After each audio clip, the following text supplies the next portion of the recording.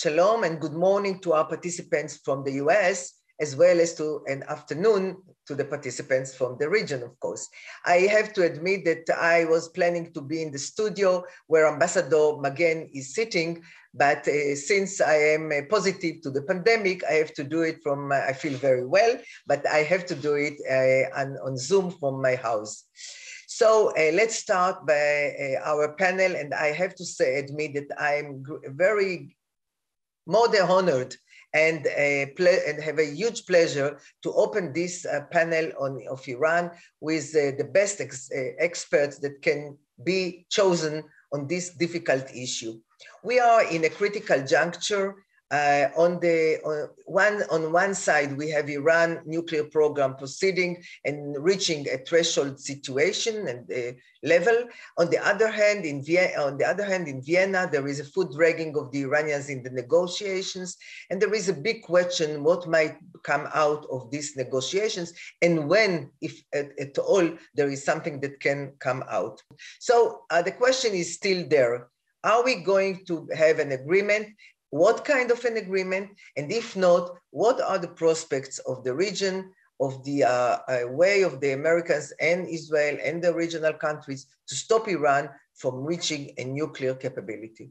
Let me present our panelists. I want to start with, according to the alphabetic order, with Dr. Al-Ketbi, President and founder of the Emirates Policy Center. Dr. Al-Ketbi is Professor of Political Science at the United Arab Emirates University. She is a member of the Consulate Commission of the JCC, and she was also chosen in 2018 as one of 50 most influential women in the Arab world. Thank you for joining us, Ibtisam. Distinguished Senator Joseph Lieberman, known to all of us for his impressive career as well as his support for Israel, is currently chairman of UANI, United Against Nuclear Iran, and a senior consultant at a major law firm in New York. During his years as member of the US Senate, and during the time he represented his country, he served as chairman of the Homeland Security Government Affairs Committee and the senior member of the Armed Service Committee. In 2000, he was the Democratic candidate for the Vice President of the United States. Thank you so much, Senator, for joining us. Pleasure. Ambassador Tzvi Magen is the head of the Russian program at the INSS. Prior to that, he was Israel's ambassador to Russia and Ukraine, and he also served as the head of Nativ organization. Major General retired Amos Yadlin is currently a senior fellow at the Bellfer Center, Harvard Kennedy School. He was executive director of our institute, the INSS, and prior to that, he served as chief of military intelligence directorate. And most relevant, I think, to our panel, he participated in the Israeli attack on the Iraqi nuclear reactor. Thank you all, and let us start with the panel. The first round will be with a common question to all of you, identical question, and that is, how do you see the situation and what is the most plausible outcome of the talks in Vienna? And let's start with the superpower. Please, Senator Lieberman. Thanks so much. It's great to be with you under the auspices of INSS and with this distinguished group of colleagues. It's very hard to predict how these talks in Vienna will end. There are two possible outcomes to the negotiations between the P5+1 and Iran and Vienna. One is a failure to reach any agreement to go back to any form of the JCPOA. And the other, in my opinion, is a bad agreement. Given that choice, I choose and I prefer no agreement to a bad agreement. This is a hostile power. And for many years, I was part of a bipartisan coalition in Congress that responded to the threat that Iran represented, particularly the idea that this extremist anti-American power would have nuclear weapons by adopting economic sanctions with the clear intention to bring Iran to negotiations to end their nuclear program. In 2015, those negotiations occurred during the Obama administration, led to the JCPOA, which from my perspective basically gave away the economic leverage that American and international sanctions against Iran had created for clearly not enough. It was a very bad deal. It didn't end the nuclear program of Iran, and it gave them a lot of money, with a lot of which ended up in those terrorist groups that have been anti-American and against our allies in the Middle East, Israel, and in the Arab world. Since then, the elections, so-called, in Iran have brought to power Raisi, who is the most extreme leader that the Islamic Republic of Iran has had in the last 41 years. And that's saying a lot, because they've had some very extreme leaders. So I respond to these negotiations with real pessimism, which is not my nature, but real pessimism that any deal with these people, this country, is possible. And their conduct during the years of the JCPOA, to me, just justifies that. Their conduct in Vienna justifies that. I mean, to me, it's outrageous that the Biden administration, we are the superpower, as you kindly said, certainly much more powerful than Iran, has somehow agreed at Iran's insistence that they would not even sit with us in the negotiating room. Our European allies have to run back and forth to carry messages to us. So I hate to say it, because I believe in negotiations, but I think the choices that this hostile power presents us with lead me to prefer and predict that these negotiations do not produce an agreement in Vienna. Thank you, Senator. After the position of the US, and I think in a way you represent, as you said, much more than just those that are against, but also we know that there are, according to the last article of the Wall Street Journal, there are some people within the delegation in Vienna that didn't like the way it was conducted and left the delegation. Correct. That was very significant. One of the problems the U.S. has now is this terrible partisan divide. The two major parties have treated each other not like fellow Americans who disagree, but almost as if they were two nations at war. And this has made it hard to do anything domestically, but also compromises our position in the world. And on Iran particularly, until the JCPOA, there was very strong bipartisan support for a tough policy toward Iran. Now, from my perspective, to be perfectly transparent about it, obviously a bipartisan agreement would be tougher, because the Republicans generally take a tougher position on negotiations with Iran. So, but that's why I thought it was very significant that those members of the U.S. delegation, who are career foreign service people at the State Department, clearly were upset about the negotiating position the U.S. was taking, which was too accepting of Iran's behavior, and they asked to be reassigned within the State Department to another role. And I hope that message reached Secretary Blinken and President Biden. Thank you, thank you. Let's move to the Russian position, and Ambassador Tzvi Magen, please, the floor is yours. Thank you, Sima. Actually, I'll try to present Russian position and not my own in their form and their language, more or less. First of all, I have to remind you that Russia and Iran are very good partners in many fields, including on bilateral relationship, in the Middle East activities and developments, and on the international arena in general. However, Russia has never supported the idea of an Iranian nuclear option. And as a matter of fact, Russia took very active part in the international efforts to prevent those Iranian ambitions. Russia is an active actor in the framework of JCPOA process from the very beginning, I must remind you. Actually, Russia do believe that the JCPOA is the only realistic way to stop the Iranian nuclear program. And moreover, it will be a very bad idea to postpone or to drag its process. Even more of this, we must keeping not to allow the reaching of 90% of enriched uranium by the Iranians before it will be too late.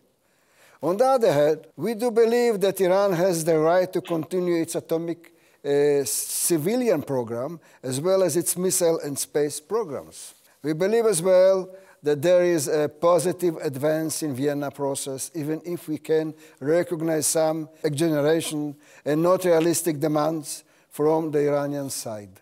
Speaking about the aspect of its importance, they have to understand that Iranian behavior is a direct reaction to the reality created by the United States.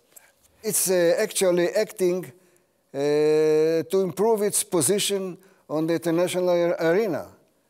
In any case, we have to continue our common efforts, even if there are a lot of challenges.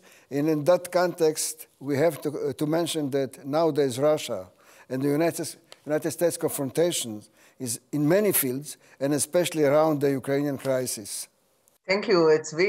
It seems that you have a lot of experience with the Russian position on that, and of course, that's what we hear from the Russians. Let me ask you, Dr. Ebtissam, how does the situation, considering what you have already heard, and particularly after the attack of the Houthis on the UAE, looks from your perspective?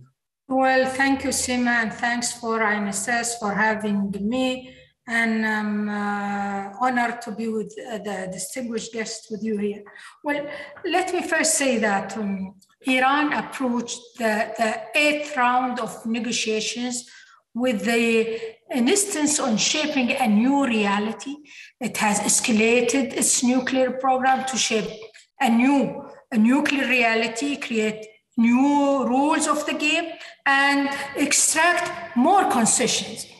The US and its European partners have changed their approach and now believe that it is necessary to expand the current deal to include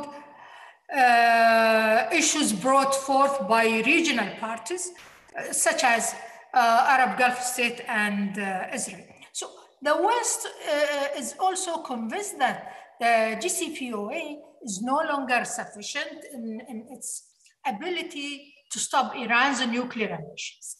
Even if we assume that the various parties, including the Iranians, are serious about engaging in negotiations, these issues pose fundamental obstacles to reaching an agreement in the near term and could possibly lead to the collapse of the nuclear agreement altogether. The absence of regional parties from the talks in Vienna talks is still an issue with how regional powers deal with the nuclear agreement and what may result from the negotiations, despite assurance from negotiating parties that the demands and concern of regional powers are heard in negotiations. Regional powers who their absence from the negotiations of the JCPOA today wish to participate in the negotiations to return to the agreement guarantee that negotiations reach a mechanism through which their concern regarding other issues outside the nuclear agreement can be addressed. From this standpoint, merely informing the countries of the region of the details of the dialogue will not be feasible, because the most important issues of concern to the regional powers remain outside the scope of that dialogue. what we are witnessing today in terms of re-escalation in the region is another example of the importance of maintaining the sanctions and not abandoning it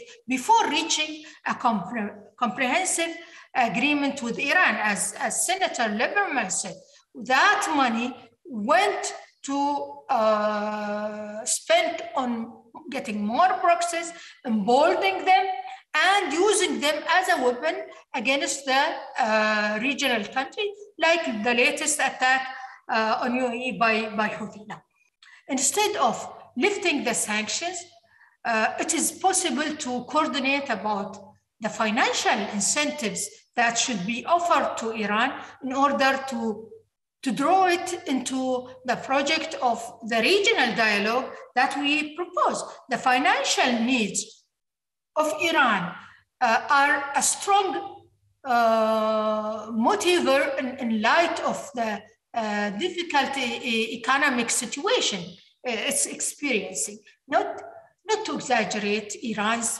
partnership with China and Russia, the Iranian Eastern rapprochement is driven by the desire of China and Russia to strengthen their presence in the Gulf region, outside the purely economic framework.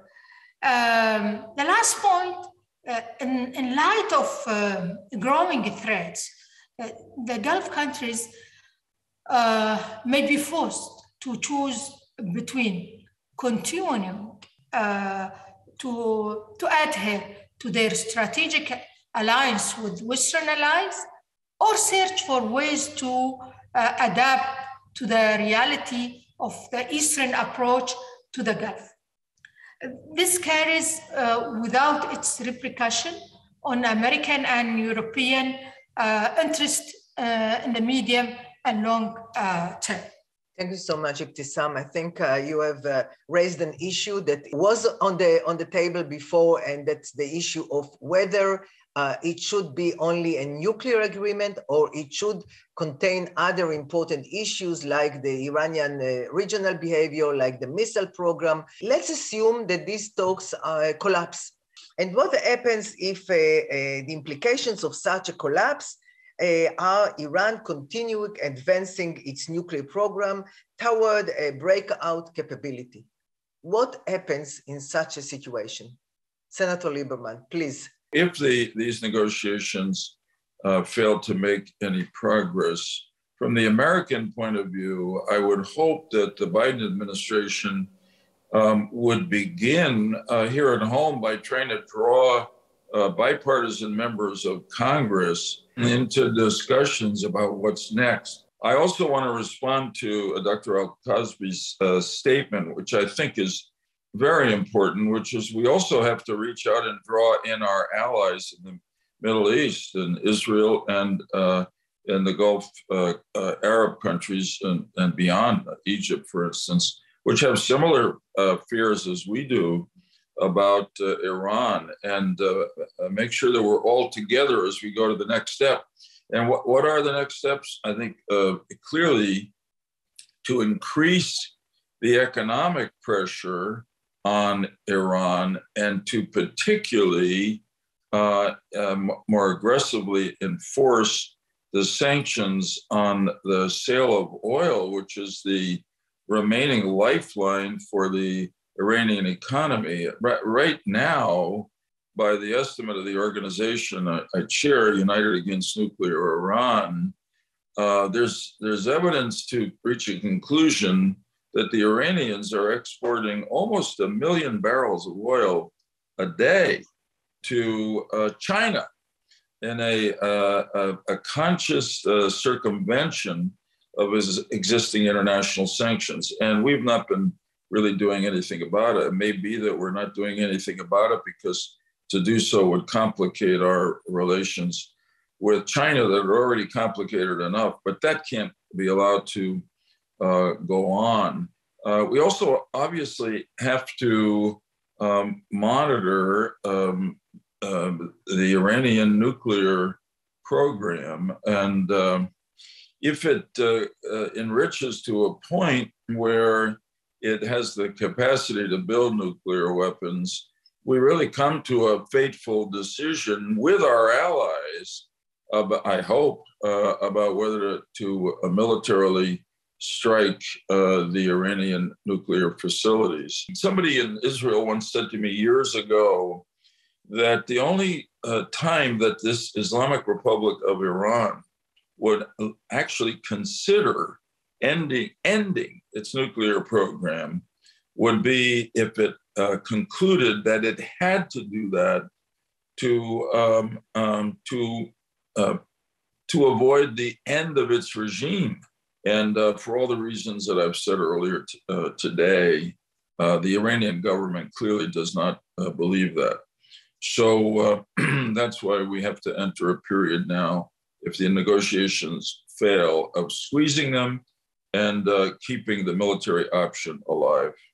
Let me ask you, Ambassador Magen, what will Russia do once there is a collapse of the negotiations and of course tension rises, and there is also much more talking about a military capability since Iran is continuing with its nuclear program? Where and what Russia can do?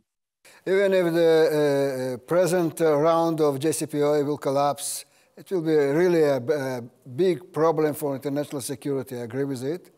But Russia, despite the difficulties from its side, will continue to do its best to achieve an appropriate solution with the Iranian nuclear program, together with all international community. And will not leave this problem to be unsolved because of a specific position of United States or other powers. And in that case, Russia will think about new frameworks to create a new process and to keep the main idea of stopping the nuclear, let's say, program of Iran. Thank you very much. We can see here from both answers of Senator Lieberman and Ambassador Magen that Russia and the US are on opposite positions. On one hand, they are together with the will and the hope to have an agreement, any kind of an agreement. On the other hand, if there is no agreement, and as we said, it's 50-50, if there is no agreement, that means that US might be in a situation where Iran is much closer to a breakout capability. On the other hand, Russia and China will continue to have their economic relations with Iran and support its possibility to stand vis-a-vis the sanctions that the US will put and will strengthen. And the question will be what the region will do. And how there is a beginning of an improvement of the dialogue between Iran and Saudi Arabia, between Iran and the UAE, even more than a dialogue with the UAE. How do you see, Dr. Ibtisam, if there is a collapse of the negotiations, Iran continues with its program, and where does it put you and us in this case, but later we'll talk about that, vis-a-vis Iran and the situation in the region? Well, Sima, we both know that Iran on the nuclear threshold, they did not stop. And we know they are using this as a stick for everybody, for you, for the US, for the European, even for us, plus of course the missiles, plus their proxies. Now, of course, Iran and dying to lift the sanction, okay, for Raisi to prove that he reached a deal for the Iranian, different than Rouhani. He needs that. But the Iranian wants a high price for that. My belief, they will not stop enrichment, okay? But not reaching the deal, the Iranian, of course, will do the same what they are doing now, using their proxies, using their drones, using their missiles, and indirectly, okay? That's why I am also, when I mentioned that sanctions should be there, the sanction that, which Trump put it, which dried the resources of the IRGC. At that time, we saw the Hezbollah, okay, bankrupted financially, couldn't pay his followers. The latest incidents on UAE, this shows how dangerous are these proxies. There is no differences between Hezbollah, between Hamas, between Hashd, and between Houthi. They are all the same. But the problem, they are all Iran's arms to pressure the others. So this is what I'm asking the others to consider this and to work to put us in a collective effort how to deal with that. If there is no deal, well, Iranians are not losing too much. They are now using smuggling drugs, smuggling oil to running their economy. So this is something should be looking from different angles to deal with it. Then I'm asking also, I asked Rob Mali in Manama Dialogue, where we had that closed session, does US have a plan B? And he didn't answer me. He said, well, we are not thinking about plan B now. How you enter negotiation without a plan B if this did not succeed? What are you going to have? Our plan B, it depends on our allies, US, Chinese, Russian. They have to think about not only their own interests. When you attack the oil, okay, in UAE or in Saudi, okay, so you endanger the whole global economy. It's not us only. So everybody is sharing with us the danger. Thank you, Ibtisam. After we have heard all of those that are out of Israel, let me transfer to Amos Yadlin and see where Israel stands in this difficult situation. Amos, please. Toda rabba, Sima. Good morning. We are 1 year after the three leaders in the US, in Iran, and in Israel have changed. And the core of the change is in Washington, because Washington decided to go to diplomacy, to return to diplomacy, and they have done it in a way that weakened their negotiation position. Because when you come to deal with the Iranians, you need some leverages. Secretary Blinken put forward a very ambitious goal, which is a better deal, longer and stronger, which was a good idea, however unrealistic, because the Iranians felt that this administration is eager for agreement, and they can, in a way, reverse the maximum pressure. Maximum pressure was from the US towards Iran.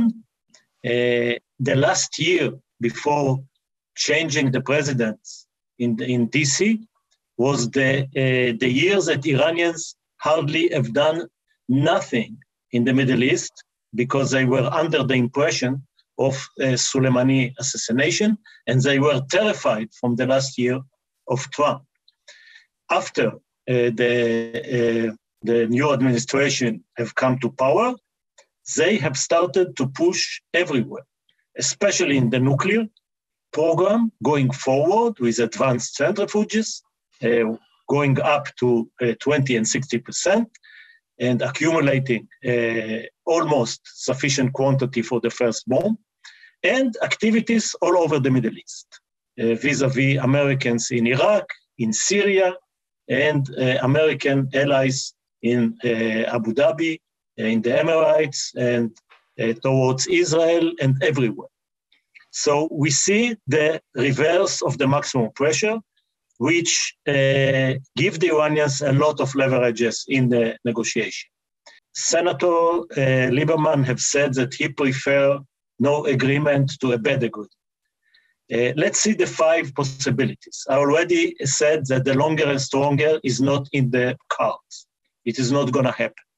So we have 2 options of agreement, and both of them are problematic. Going back to 2015 JCPOA, and in this case, we are getting an agreement that is less effective than it was in 2015. The Iranians have now advanced centrifuges. They have done some research on weaponization, and they are also going towards the bad years of the agreement, towards the sunset years. So going back to 2015 is a less optional agreement. Another option is less for less, or freeze for unfreeze, which is not going all the way to the 2015, but trying to stop the Iranians going forward. This is the main goal of the American administration, to stop Iran from reaching the threshold, even though many experts are saying they're already there. And the problem with less for less that we don't know the parameters. There is a good less for less agreement, especially if there is no sunset clause, but they are very problematic less for less, which basically give the Iranians to be very close to the threshold, as well as giving them a lot of money to their millennium activities. So I can't see an agreement that we will be happy with.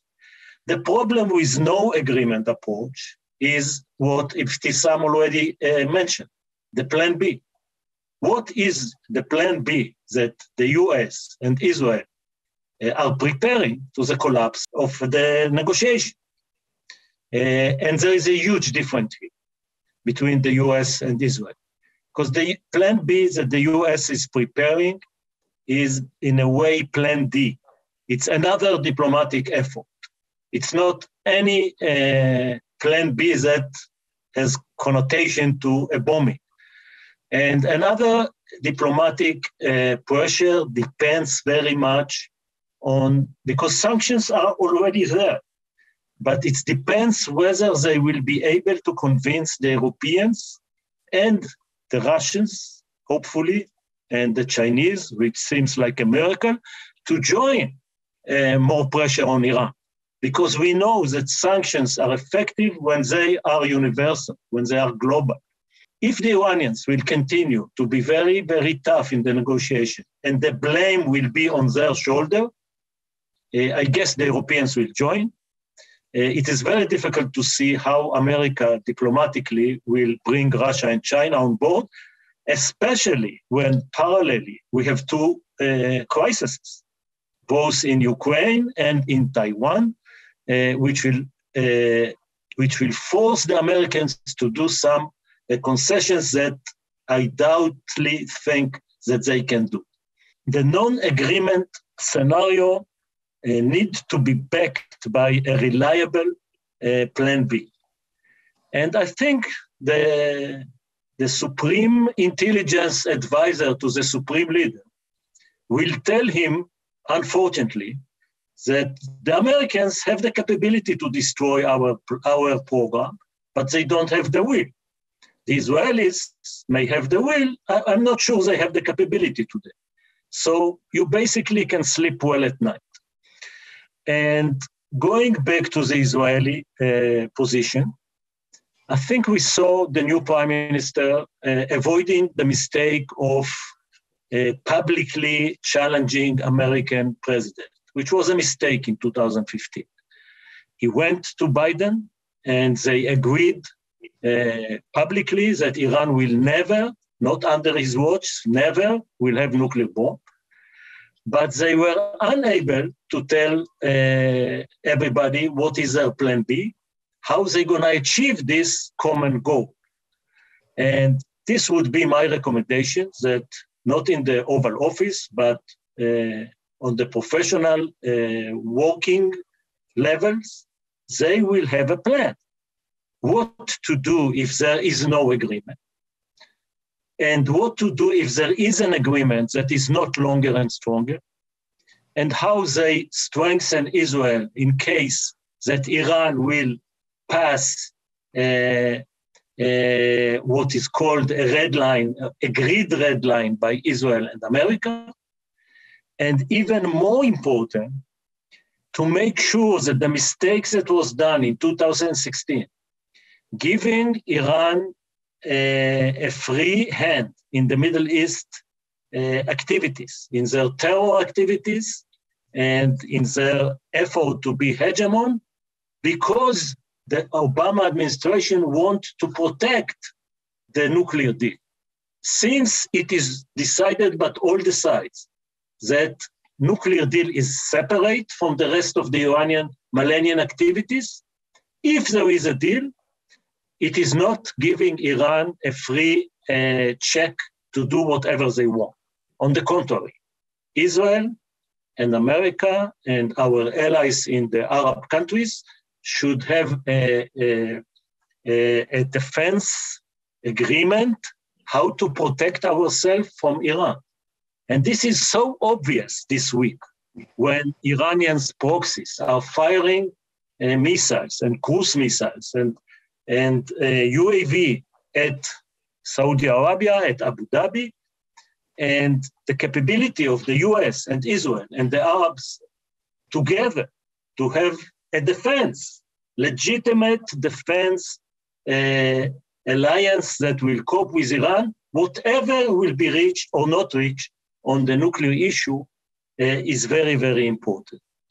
At the end of the day, Israel is not against an agreement. Israel is against a bad agreement. But everybody who wish to have an agreement reached by diplomacy must know that diplomacy is not effective when there is no alternative, plan B, that you really believe in, that is credible, that the negotiator on the other side understands that if he continue to have this extreme position, there is a credible military option. And I will end up by saying that there is differences of assessment in Israel and in the US. What will be after a military option against Iran nuclear program? In the US, most of the analysts and those who take decisions think about a regional war, think about World War III. We are in Israel, have a different experience. You mentioned 1981. I can add 2007 to Begin doctrine activities to eliminate nuclear programs, and none of them led to war. And I can also speak about Qasem Soleimani assassination. 99 out of 100 experts in Washington would have tell you that this will lead for a war. Not really, never happened. So the art of having a diplomatically policy that use military power is how to limit it to a surgical attack that is not accelerating into a full-scale war, which is not necessarily, we know how, with the right moves, with the art of diplomacy, to avoid it. Thank you, Sim. Thank you so much, Amos. We are approaching the end of the time of our panel. I think Amos has used a new idea that was not mentioned before, and that is a regional security, a kind of a regional security, how should I call it? Not an agreement, but an alliance, perhaps. And I think it's an idea of, it's not only a regional, it's together with the US. And I think looking on approaching what happened in the UAE and what happened in Saudi Arabia, it might be a very important defensive, not offensive, reliance. So now last sentence, but please last sentence, because we don't have more time, for Senator Lieberman and Dr. Ibtissam. Please, let's start with you, Dr. Okay, Yes. excellent discussion overall. I think Amos' statement was very right on, as we say. I think this is a very, first off, the general tone of it, which echoes a great Roman general of long ago who said that the best way to achieve peace is to prepare for war. And in this case, preparing for war may mean to show the Iranians that we mean business, including the military option to strike their nuclear facilities. But I want to say that Amos's proposal is a very good Vienna talk collapse move. We have a common enemy in Iran, an enemy that is striking, and we're only going to stop them in the non-nuclear offensives that they've carried out if we are working together. I want to say final word.